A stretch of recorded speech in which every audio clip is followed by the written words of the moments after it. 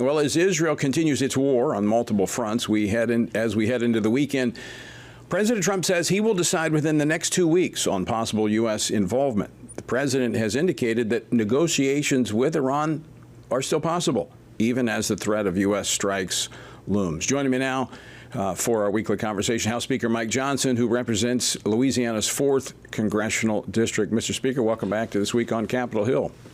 Hey, I'm coming to you from Louisiana's 4th Congressional District with all the sounds of nature in the background. Hey, it looks very nice and much more peaceful than D.C. Now, it doesn't look like the swamp that you're headed to, but that's all right. All right, Mr. Speaker, let me ask you this. When we consider what has unfolded in the Middle East since October 2023, Hamas nearly eliminated, Hezbollah's military capacity degraded, and its leadership taken out, Syria's dictator Bashar al-Assad overthrown, and now Iran's regime is exposed and on the ropes. How significant is this moment for the future of the Middle East and arguably for the world beyond?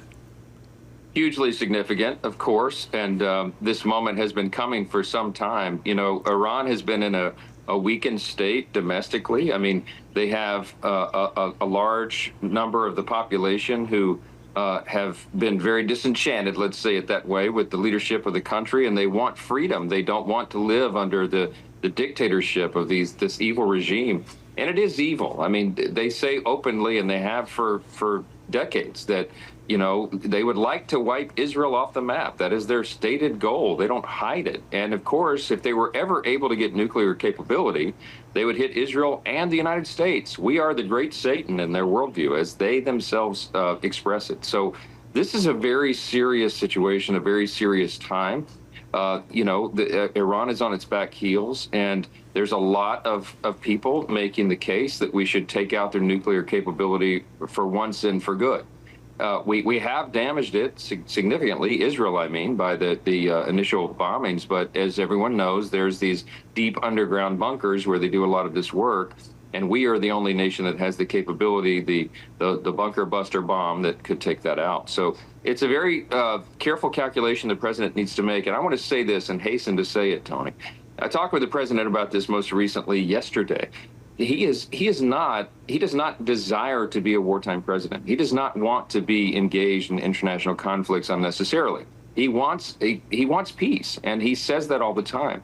But as he also says in the same breath, what are we to do? We can't allow Iran to have a nuclear weapon. They would use it against the United States.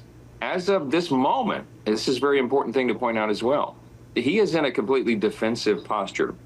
The president is doing what the commander-in-chief is supposed to do, and that is protect U.S. interests and protect U.S. personnel. We have 40,000 servicemen and women stationed in the region over there. So everything he's done to this moment has been necessary to protect those interests, and anyone who says otherwise is simply either not paying attention, doesn't understand, or they're trying to create some sort of conspiracy theory that doesn't exist.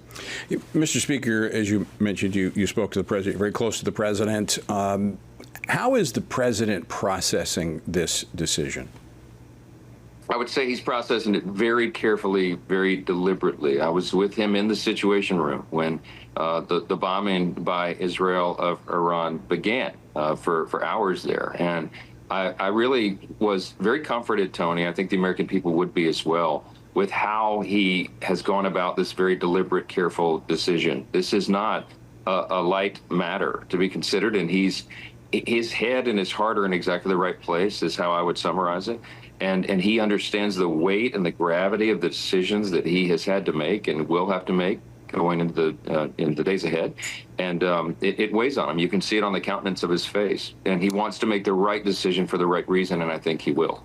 Mr. Speaker, just about a minute and a half left in this segment, but Iran has warned it would attack U.S. military bases in the Middle East if the U.S. gets involved directly. How significant is their remaining capacity to carry out such threats? Well, without getting into the classified parts, I mean, obviously, it's been publicly reported that they are significantly diminished in their capacity. They've had all their top-level senior military leaders taken out, their nuclear scientists taken out. And those are people who had vowed to hurt the United States and hurt Americans and kill Americans if they could. And so, look, I think this is a very important moment. I think we've got to weigh all these things together, and the president it needs your prayers. I mean, this is biblical. Pray for those in authority for times just such as this, and I hope that everyone will. All right, Mr. Speaker, when we come back, I want to turn our attention to the domestic issues. While the eyes are focused on the Middle East, you're working to get reconciliation through the process, advance appropriation bills for the coming year, rediscovering the forgotten process of congressional budgeting. I want to talk about that. Also, a major Supreme Court decision this week affecting children and families. And you were in Chicago this week visiting one of the ICE facilities and firsthand seeing what's happening there as it pertains to illegal immigration. So we're going to talk about that when we come back. So folks, stick with us. We're going to be back with the speaker right after this.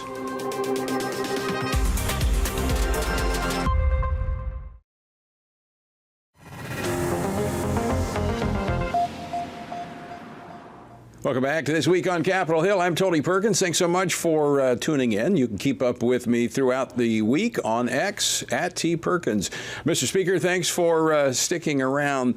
This week, the U.S. Supreme Court delivered a landmark 6-3 decision upholding the state of Tennessee's law, SB 1, which prohibits experimental gender procedures on minors. Now, Chuck Schumer, Senate Minority Leader, had this to say about the court decision. This Supreme Court seems to have forgotten that one of their jobs is to protect individual rights and protect individuals from being discriminated against. It's an awful decision. Your response to Senator Schumer's assessment? No surprise at all. Chuck Schumer's on the exact wrong side of every single issue. He seems to have forgotten that states have the rights to legislate in these areas. And when the state of Tennessee, the legislature there made the decision that they did not want gender transition procedures being performed on minors, the court rightfully said that is within the scope of what the state can decide through the duly elected representatives of the people of that state. That is exactly right. It was a 6-3 decision. It points out once again, Tony, as we say always, that elections really do have consequences, especially at the presidential level, because the appointment of who serves on that court determines these fateful decisions for our country and our society going forward. This was the right result. It was a huge decision because it affects many states. 27 states have very similar legislation like this. This is what we call the SAFE Act, which we helped originate the Family Research Council, and it protects minors from this experimental ideology being driven by the left. I want to move on to where the rubber hits the road. This week, you were in Chicago.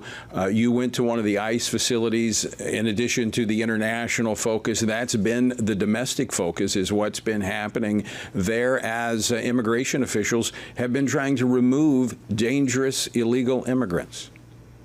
Yeah, the ICE facility in Chicago is a really important one because it is the hub for a 6-state region, and the ICE agents and officials there, as the support personnel, have been under great duress, Tony, because they have been demeaned and even physically assaulted by elected officials, Democrats at the state and federal and local level who are after ICE. They're on exactly the wrong side of this issue like the others. They are demeaning those who are upholding federal law, enforcing federal immigration law, and they are championing the cause of illegal aliens who are in the country. It is exactly upside down. And I went there to express my support for them. I met with them in a roundtable setting, and then we had some events there to just let them know that Republicans are on their side. We have their back. The Republicans in Congress and around the country understand the necessity of the rule of law and ensuring that we can deport these dangerous criminal illegal aliens who have flooded into our country under the last administration. Everybody needs to stand with ICE right now. And our big, beautiful bill, the status of that's so important, Tony, because I know we're going to talk about it next, but that provides a substantial amount of additional funding, $150 billion towards these efforts, the border efforts, and to hire 10,000 new ICE agents because we need every single one of them. We are going to get to the reconciliation bill, but I want to go back to something you just said a moment ago about who is the focus of the ICE agents and immigration officials, those who have come into the country illegal that are dangerous and pose a threat to Americans. Explain that. Yeah, that's exactly right. There is a large number. We believe, as you and I have discussed many times, that the total number of persons who came across that border illegally over the last 4 years is probably about 20 million.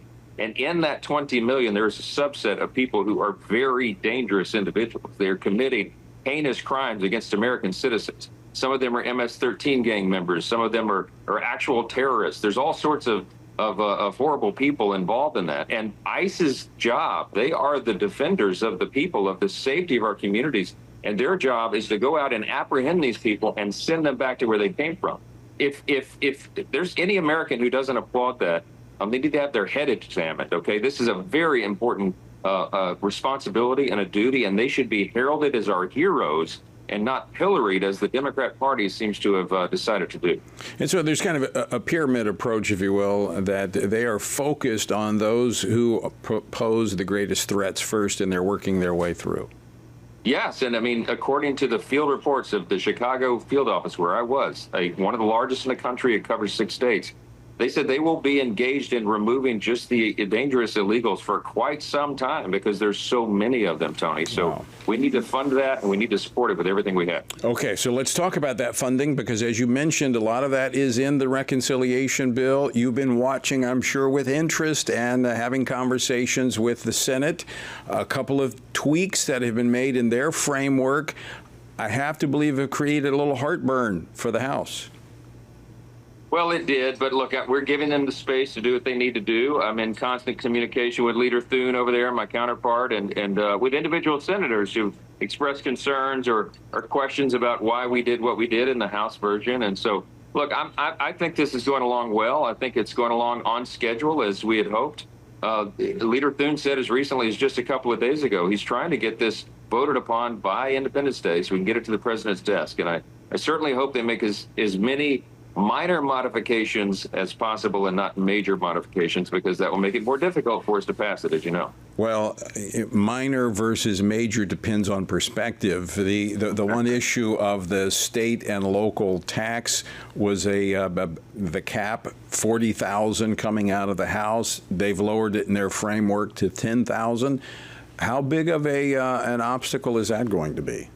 Well, it'd be a huge obstacle if they kept it at that level, because this is something that was carefully negotiated with our majority makers. I mean, we have members in the House, Republicans, who are elected in states like New York and California and New Jersey, and their reality is they must go home and provide relief to their constituents or they won't be reelected.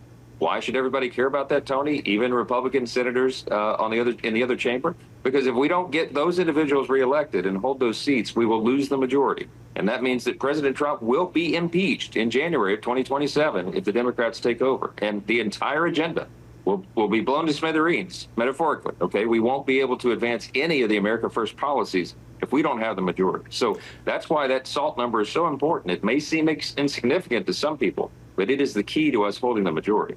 30 seconds, Mr. Speaker. You're trying to get Congress back onto the normal appropriations, something we haven't seen in almost 2 decades. How's that process going? Steady as she goes, okay? We're trying to work on the 12 separate appropriations bills, get them through the process, regular order to the floor to vote upon, and get it done and get it to the president's desk as well. We're going to spend less money. We're in a series of scaling back government, and this is a big part of it. All right, Mr. Speaker, thanks for joining us for this weekend on Capitol Hill. And I tell you what, I need to get the name of your gardener. Your yard looks very nice there. I might want to give him a call. All right, have a good weekend. We'll talk to you next week.